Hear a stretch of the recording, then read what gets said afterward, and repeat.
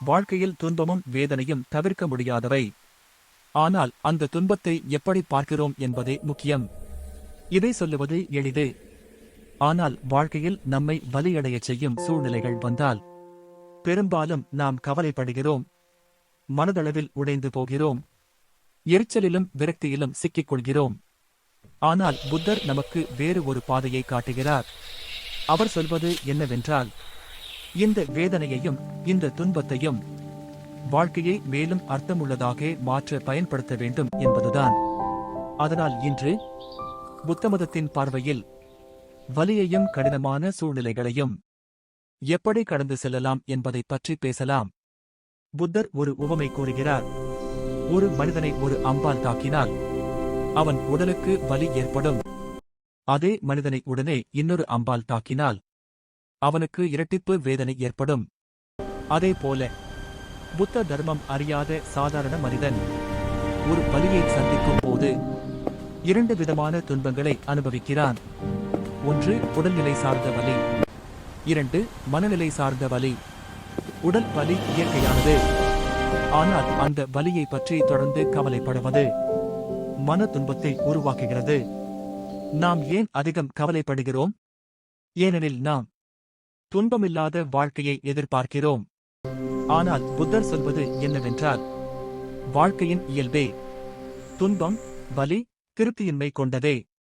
அதனால் புத்தர் கூறுகிறார், துன்பத்தை மறக்க முயற்சிக்காதே, அதிலிருந்து ஓட முயற்சிக்காதே, அதை வாழ்க்கையின் ஒரு பகுதியாக ஏற்றுக்கொள்.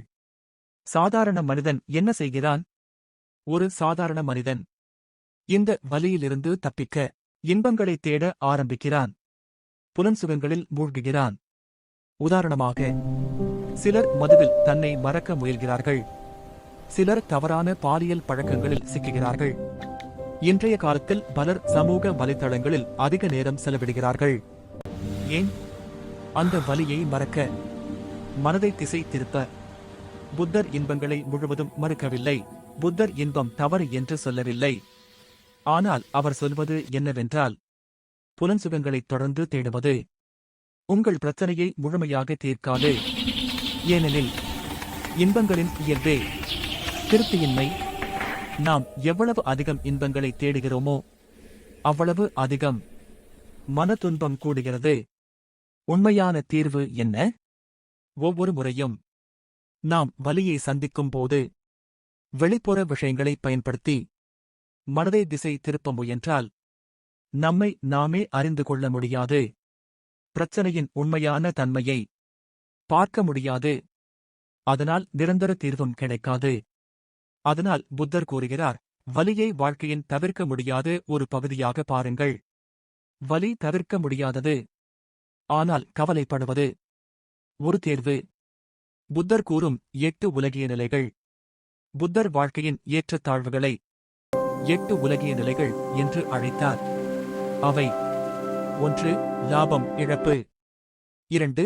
புகழ் அவமதிப்பு, 3. பாராட்டு பழி, 4. இன்பம் துன்பம்.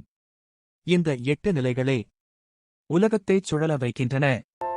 உலகமும் இந்த 8 நிலைகளின் சுற்றிலும் சுழல்கிறது. இவை ஒரே நாணயத்தின் 2 பக்கங்கள். ஒன்றை மட்டும் எடுத்து மற்றொன்றை தவிர்க்க முடியாது. புத்தரின் இறுதி போதனை. அதனால் புத்தர் சொல்கிறார், வாழ்க்கையில் வரும் வலியைப் பற்றி அதிகமாக கவலைப்படாதீர்கள். ஏனெனில் pain is inevitable, worrying is optional.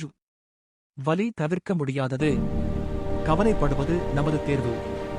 இந்த எண்ணத்துடன் வலிமையாக இருங்கள், பாதுகாப்பாக இருங்கள், அமைதியாக இருங்கள்.